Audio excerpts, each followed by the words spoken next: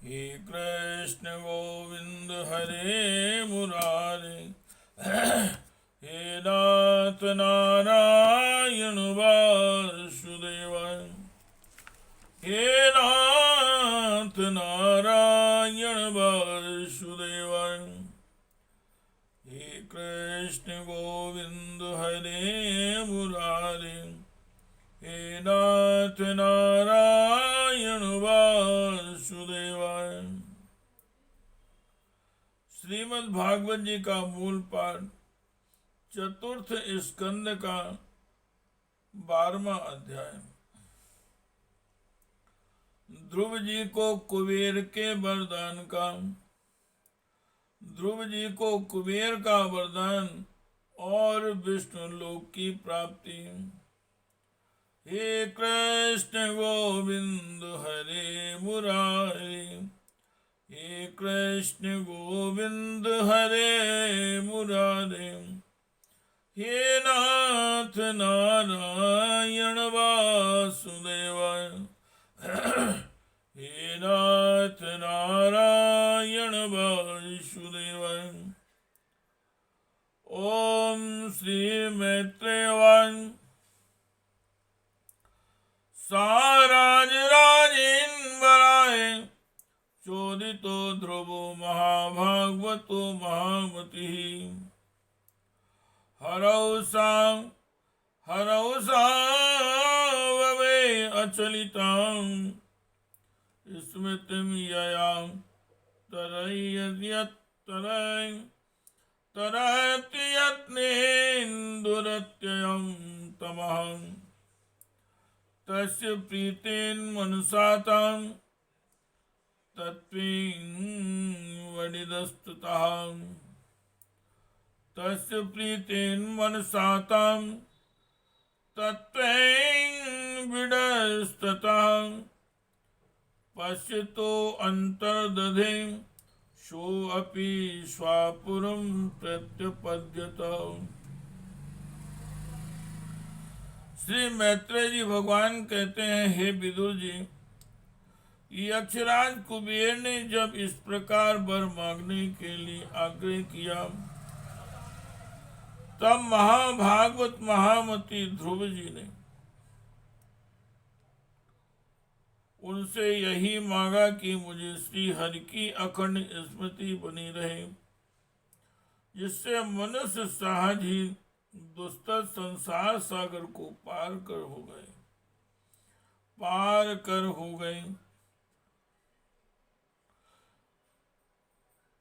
मनुष्य सहज ही दुस्तर संसार सागर को पार कर जाता है। इडबिड़ा के पुत्र कुबेर जी ने बड़े प्रसन्न मन से उन्हें भगवत स्मृति प्रदान की। फिर उनके देखते ही देखते वे अंतर ध्यान हो गए। इसके पश्चात ध्रुव जी भी अपनी राजधानी को लौट आए। हे कृष्ण गोविंद हरे मुरारे, हे नाथ नारायण वासुदेवाय, हे नाथ नारायण वासुदेवाय, हे नाथ नारायण वासुदेवाय। अथायजन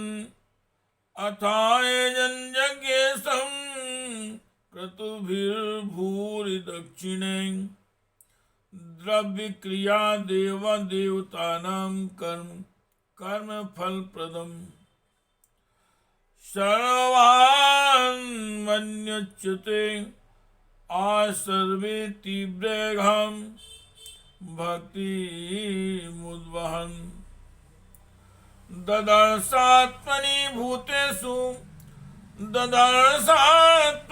भूतेषु तमेवावस्थितं विभुषो, तमेवं शील संपन्नं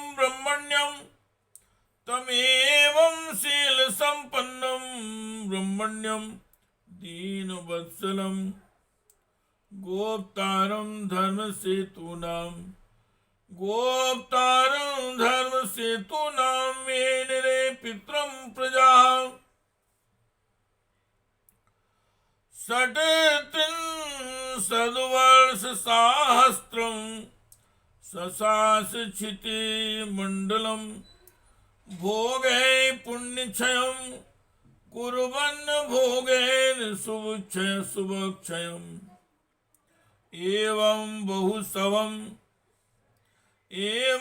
बहुशवं कालं महातु विचलेन्द्रियः त्रिवर्गोपैककं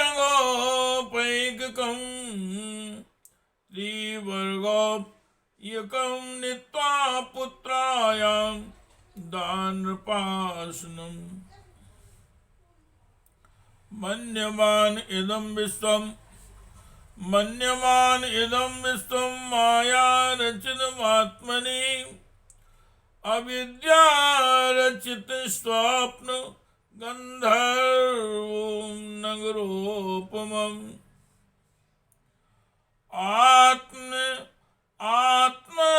आत्मव्यपत्य सुहृदो बलमृद्कोशमन्तपुरम् परिविहार भुवस्य रम्याः भूमण्डलं जलधिमेखलमाकल्या कालं सृष्टिमिति सां प्रयो विशालम्।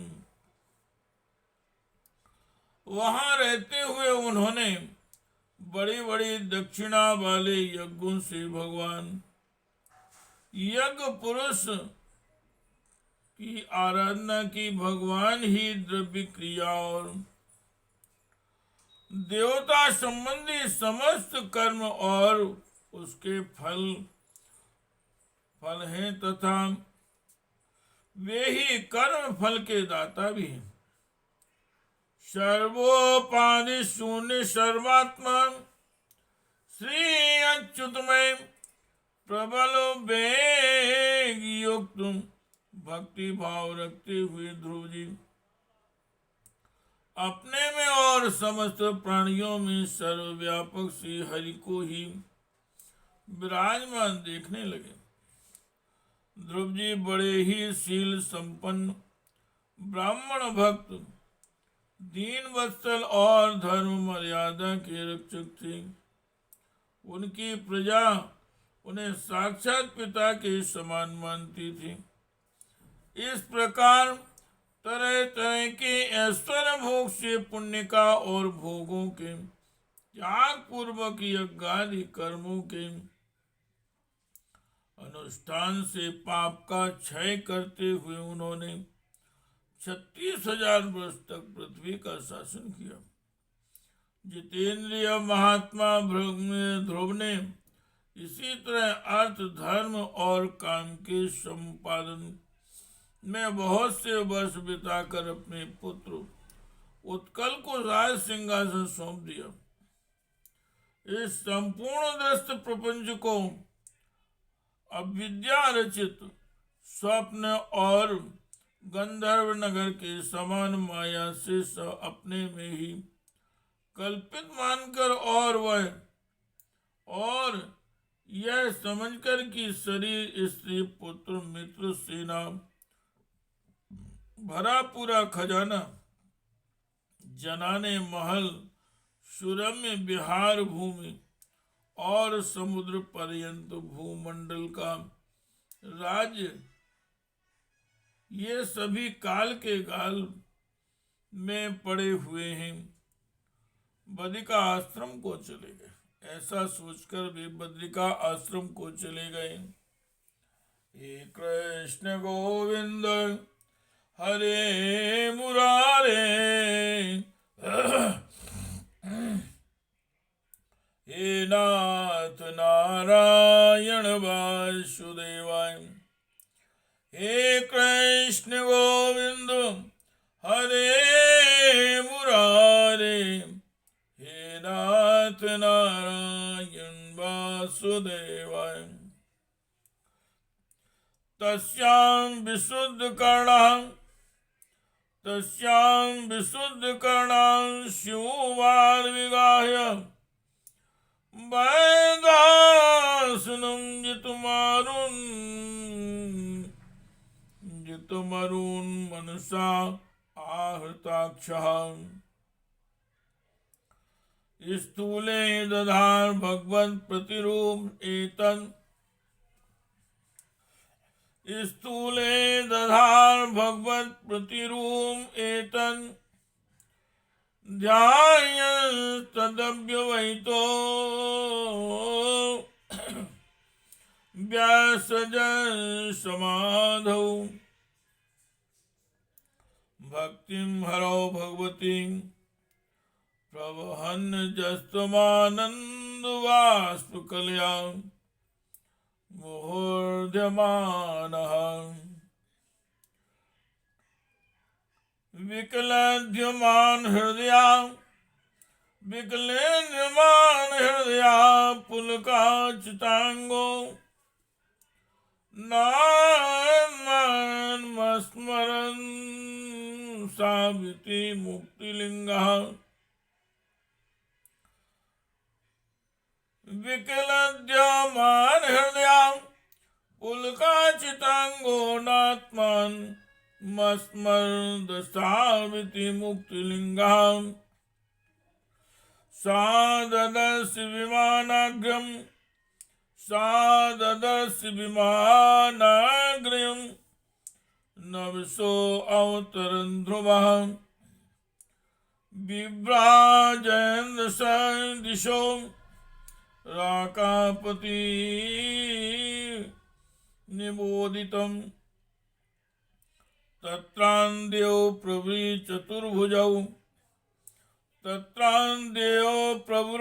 चतुर्भुजौ श्यामौ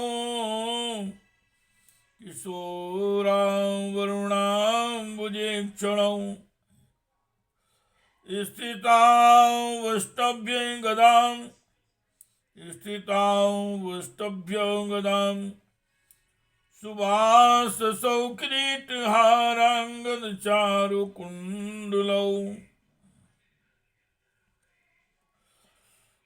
वहां उन्होंने पवित्र जल में स्नान कर इंद्रियों को विशुद्ध शांत किया और फिर स्थित आसन से बैठकर प्राणायाम द्वारा वायु को भस्मी किया। तदनंतर मन के द्वारा इंद्रियों को बाह्य विषयों से हटाकर मन को भगवान के स्थूल विराट स्वरूप में स्थित कर दिया।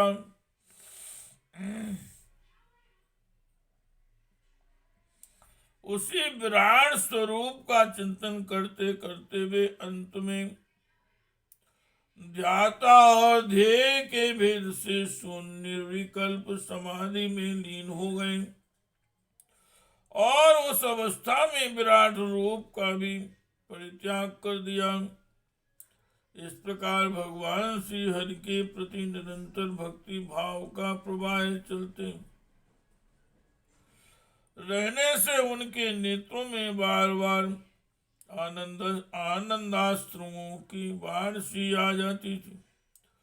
इससे उनका हृदय द्रवीभूत हो गया और शरीर में रोमांच आया। फिर देहाभिमानी गलित हो जाने से उन्हें मैं ध्रुव हूँ इसकी भी स्मृति भी न रही। इसी समय ध्रुव जी ने आकाश से एक बड़ा ही सुंदर विमान उतरते देखा। वह अपने प्रकाश से दसों दिशाओं को आलोकित कर रहा था, मानो पूर्णिमा का चंद्र हो उदय हुआ हो। उसमें दो श्रेष्ठ पार्षद गदाओं का सहारा लिए खड़े थे। उनकी चार भुजाएं थी, सुंदर श्याम शरीर था, किशोर अवस्था थी और अरुण कमल के समान नेत्र थे। वे सुंदर वस्त्र, किरीट, हार, भुजबंध और अति मनोहर कुंडल धारण किए हुए थे। हे कृष्ण गोविंद हरे मुरारे, हे नाथ नारायण वासुदेवाय, हे नाथ नारायण वासुदेवाय, हे कृष्ण गोविंद हरे मुरारे, हे नाथ नारायण वासुदेवाय। विज्ञाय तावत्तमगाय किए, विज्ञाय तावत्तम गायेंगे कंकराभ्यो स्थिता, साधसा विस्मृति क्रमः।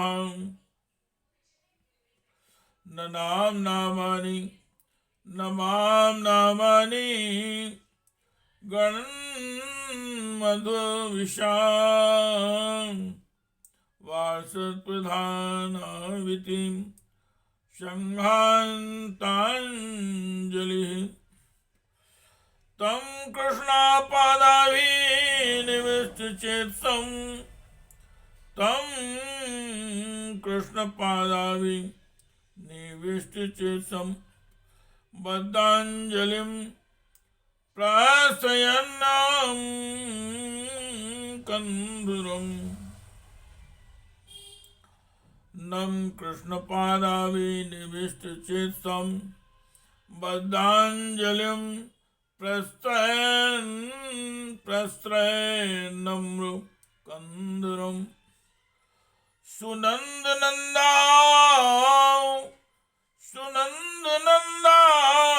उपसृत्य सस्मितं प्रत्युच्यतुः पुष्करन्नाभसम्मतौ।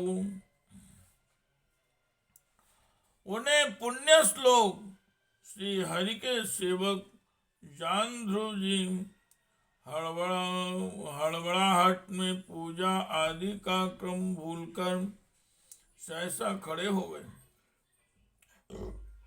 और वे भगवान के पार्षदों में प्रधान ऐसा समझकर उन्होंने श्री मधुसूदन के नामों का कीर्तन करते हुए उन्हें हाथ जोड़कर प्रणाम किया।